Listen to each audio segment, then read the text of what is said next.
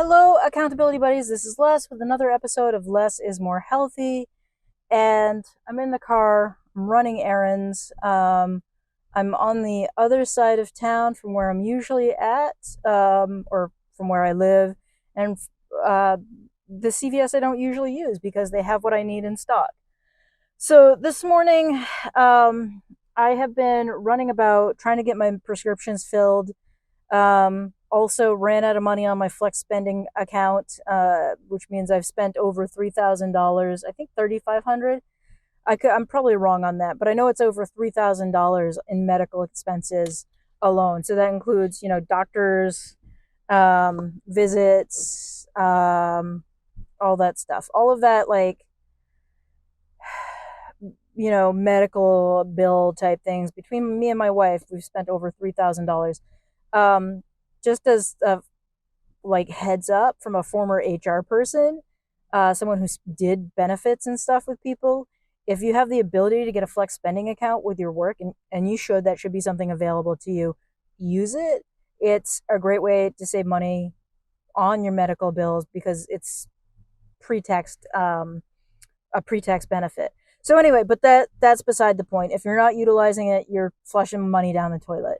Um, Anyway, so we ran out of money on our flex spending account, which means that I'm going to have additional medical expenses for the rest of the year from October, November, and December.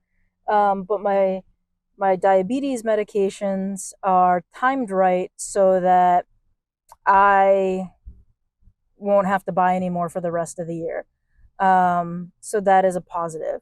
But the reason I'm running all over town is because my test strips, um, they didn't put them in when I or test strips. The test strips didn't come with a meter, so the meter was supposed to. Well, the prescription was sent in. They didn't include the meter when my partner picked up the test strips.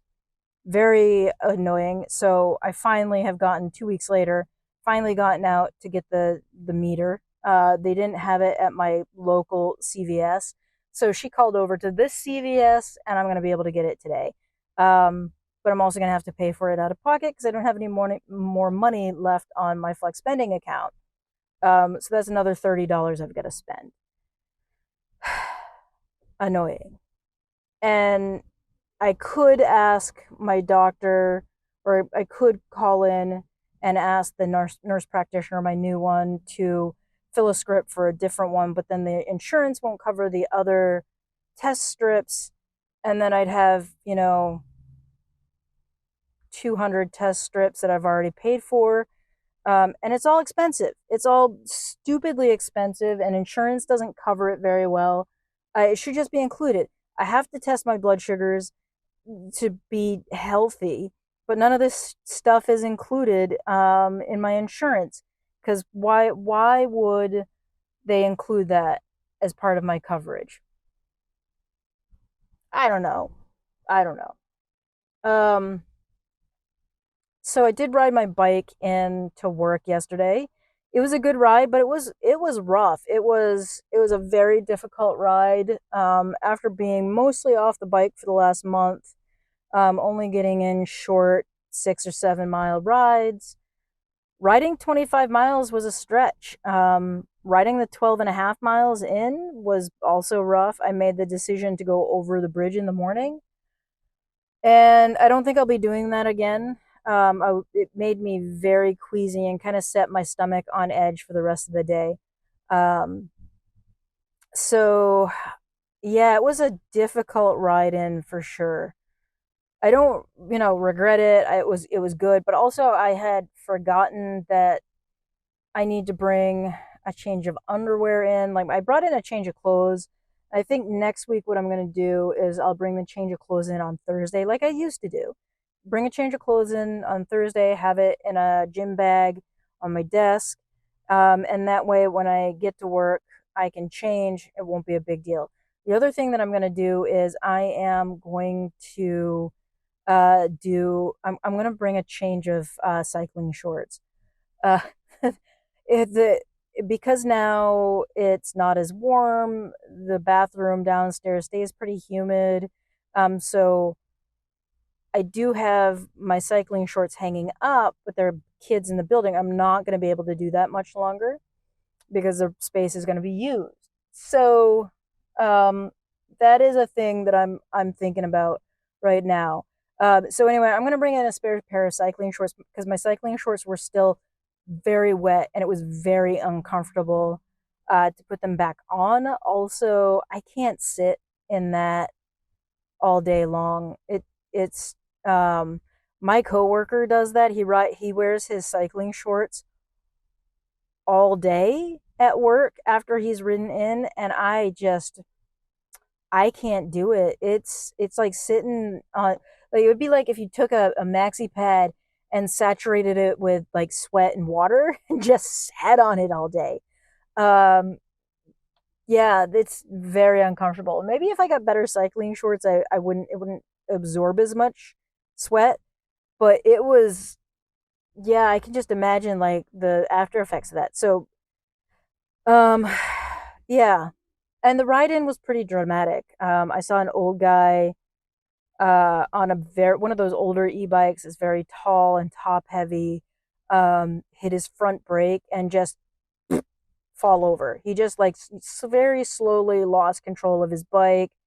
He couldn't. His leg wasn't strong enough to hold the bike up once he put it down, and he just collapsed on himself. I think he was more embarrassed than anything else because I was able to scoot across the street and help him get it off of himself. Those old e-bikes, even the newer ones, they weigh 50, 60, 70 pounds. And then on top of it, and I think this is why he lost control, he had 2 cases of PBR just stacked in there.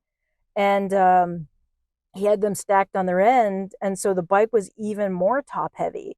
And this was one of those very upright riding bikes. It wasn't like it was like a mountain bike style bike. It was just super top heavy, and he lost control. And when I went over and helped him lift the bike off himself, someone from the house saw him fall, also came out to help lift the bike off of him.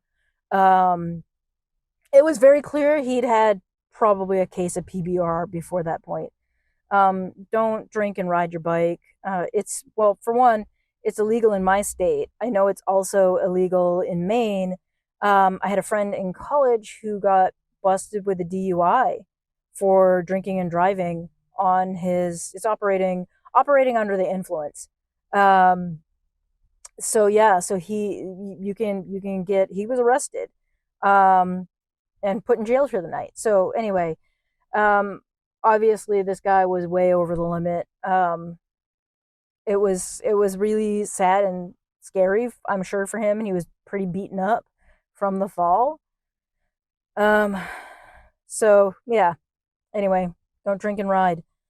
Um, and then so after that, I was merging onto the street, and a jogger wasn't paying attention. I was in no danger of hitting her, but it scared the crap out of her.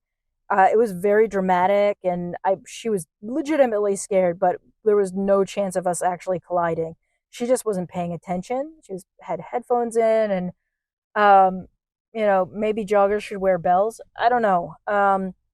But yeah, so like I couldn't see her past the cars when I looked both ways to merge on, and yeah, it was dramatic, but neither one of us was hurt, and it was a great way to bump up that heart rate, I guess. So anyway, it was a dramatic ride in, bookended with just a tough ride, and then at the end of it, I had planned on getting out of work at 4. I ended up not leaving until 5. If I had left at 4, um, I would have ended up um, hitting the end of the ride at like 5 o'clock, and it would have been safe. The tail end of that ride goes over the Beverly Salem Bridge. It's a pretty steep incline. It's really a rough incline for me. I often struggle with going up that incline.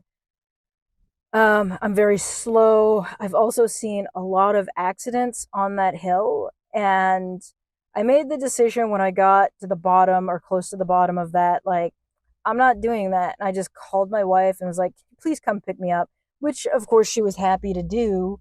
Um, and so, that's why I've got the bike in the back of the car. I'm not sure you could see that in the introduction here, but yeah, um, it was a rough ride for sure. And then ending it in near darkness was pretty intense. So anyway, that's today's episode, and I hope you're doing well. I hope you have a dry day where you're at, because apparently I'm not gonna. Well, tomorrow's supposed to be dismal and gray, but no rain.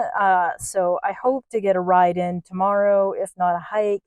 And we'll see about Monday, because Monday's supposed to be a little more dreary. We're going to have kind of a cold, wet week. Yeah, this is the thing I think about fall in Massachusetts is it's always kind of wet and dreary. Um, anyway, with that, I'm going to say thank you, and I will see you next time.